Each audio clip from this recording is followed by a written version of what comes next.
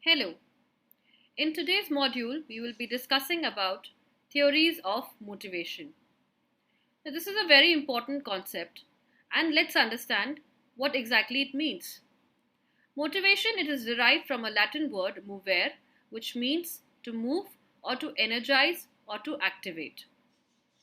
Motivation, it refers to the way in which urges, drives, desires, aspirations, or needs direct, control, and explain the behavior of human beings. Now, before moving on to the theories of motivation, let's classify the needs or motives. So, needs can be classified in three different categories. One is primary needs, another one is secondary needs, and the third one is general needs. What are primary needs? They are also known as physiological, biological, basic needs. And these are the animal drives which are essential for survival, which includes food, shelter, clothing, good health, education, etc. Then we also have secondary needs. They are known as learned needs or derived needs. They are not biological or basic in nature, and it can be derived or taken care of. That is power, achievement, status, affiliation, etc. There's another category of needs which might not be learned, and at the same time, it's not completely physiological in nature. So, it could be competence, curiosity, affection. So, a human being tries to fulfill all these types of needs in order to motivate himself or herself. Now, let's move on to the various theories of motivation. The first and foremost theory of motivation, which is a very important theory, was given by Abraham Maslow. He was a psychologist who studied positive human qualities and the lives of exemplary people.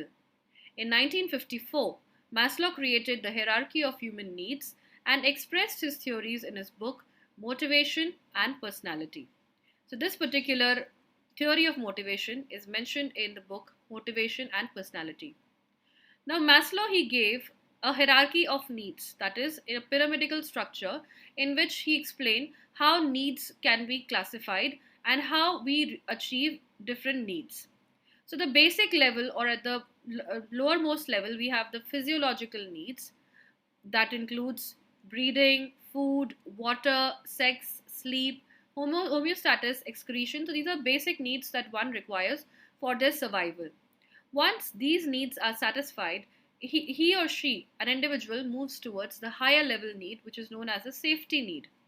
Now, in the safety need, a person tries to fulfill his safety needs, which includes, let's say, employment, getting money, or making a house for himself.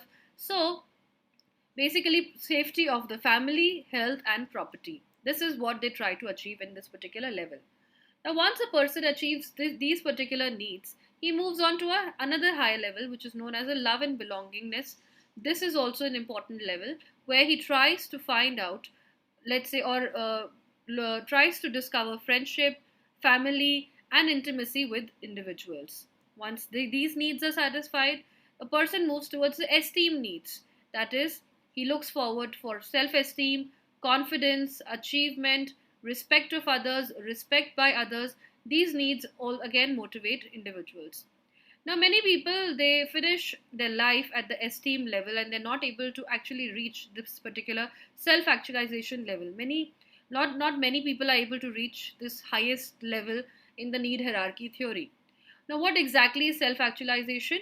It is a person's motivation to reach his or her full potential. So it includes terms like morality, creativity, spontaneity, problem solving nature, lack of prejudice, and acceptance of facts. So all these things will be included, or all these things will motivate an individual when he or she reaches the self actualization level. Now, some points to remember for Maslow's need hierarchy theory are, first of all, the needs have a certain priority. An individual cannot first reach the self actualization level and then move on to the physiological needs. So, he has to move in the certain order, that is, from physiological needs to the safety needs, to the love and belonging needs, to the self esteem needs, and then the self actualization needs. That is how it has a priority. As the basic needs are satisfied, an individual seeks to satisfy the higher needs. So once the physiological needs are satisfied, then an individual will move towards the safety needs. If the basic needs are not met, then efforts to meet higher needs are postponed. So if the basic needs are not able to be satisfied, then one cannot reach the higher level. Various need levels, they are interdependent and they are overlapping. It's not distinct levels, that is, but they are interdependent. They are dependent on each other and they overlap to some extent. One need does not disappear when the other need appears. So that doesn't mean if we have reached a safety level, then our physiological needs will be disappeared. We will need those needs also, but at the same time we are looking for higher needs. Now another theory of motivation was given by Herzberg, that is Frederick Herzberg, and the theory is known as Herzberg's motivation hygiene theory. Now Frederick Herzberg, he conducted a study at Case Western Reserve University, where it was an analysis of the experience and feelings of about 200 engineers and accountants in 9 different companies. What did he study? They were asked to describe a few things in their job where they felt exceptionally good and exceptionally bad about their job. So he wanted to classify certain factors where employees felt very good about their job and they also felt very bad about their jobs. What was those factors? So he came out with 2 different categories of factors. One is known as hygiene factors. Another one is known as motivation factors. Now what is hygiene factor? What are these factors? These are those job conditions which dissatisfy employees when they are absent, but their presence does not motivate them. For example, let's take the term hygiene only. If let's say your washroom or your bedroom is not hygienic, it is very dirty and very messy, will you like it? No, you will be dissatisfied because the hygiene factor is absent. But at the same time, if your room is done properly, if it is neat, it doesn't mean it will motivate you will really, the presence will really motivate you. Now similarly, there are factors which are opposite to the hygiene factors, that is known as motivational factors. What are these factors? These are some job conditions which build strong motivation and job satisfaction when they are present, but their absence rarely proves dissatisfying. So it is just the opposite. If it is present, it will be the individuals will be motivated, but if they are not present or if they are absent, then it does not really mean that the person will be dissatisfied. Now let's take some of the examples of hygiene factors and motivational factors. So in hygiene factors we could include company policies, relationship with boss, supervision, work conditions and salary. So let's take the example of salary and relationship with your boss. So if the salary is good, then you will be okay, you will not be really motivated to work harder. Oh my god, my salary is very good, I should work harder. Nothing like that. But if your salary is low or if it is not as you expected, then you will definitely be dissatisfied. But in case of motivators, let's say recognition, achievement, responsibility, advancement. If somebody recognizes your work, if they praise your work, you will be motivated. So if these factors are present, you will be motivated. But if somebody does not praise you, that doesn't mean you will be demotivated. It's okay, you'll just continue doing your work. So these are known as motivational factors. Another theory was given by McGregor and it is known as theory X and theory Y. So McGregor has given certain assumptions which are involved in motivating employees. So these assumptions, he has characterized it into 2 opposite directions. One theory is theory X.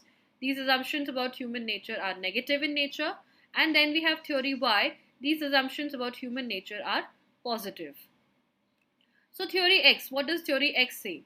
These are the assumptions that he felt was that employees, they dislike work, they are lazy, they dislike responsibility, and they must be coerced to perform, or they must be pressurized and forced to perform some work.